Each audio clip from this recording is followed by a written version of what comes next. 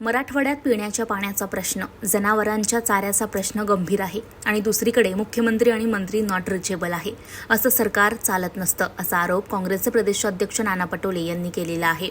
पटोले यांनी आज जालना जिल्ह्यातल्या जामखेड दुधनवाडी गावातील पाण्याअभावी वाळलेल्या मोसंबी तसंच इतर फळबागांची पाहणी करून पाणी टंचाईबाबत शेतकरी आणि ग्रामस्थांसोबत संवाद साधलेला आहे.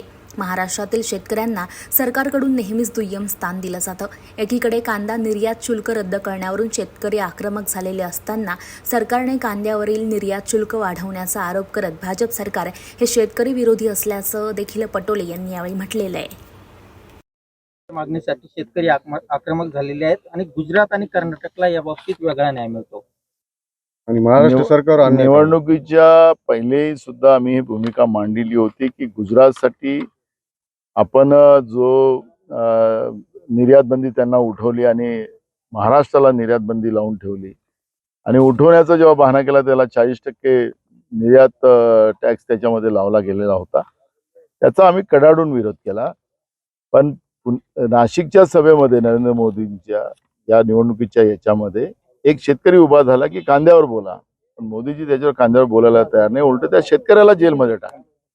आणि म्हणून हे बीजेपी शेतकरी विरोधी आहे हे आपल्याला पाहायला मिळते. आणि महाराष्ट्रातला शेतकरी त्याला नेहमी दुय्यम स्थान भाजपने दिलेलं आहे हे त्या निमित्तानं निदर्शनास येते.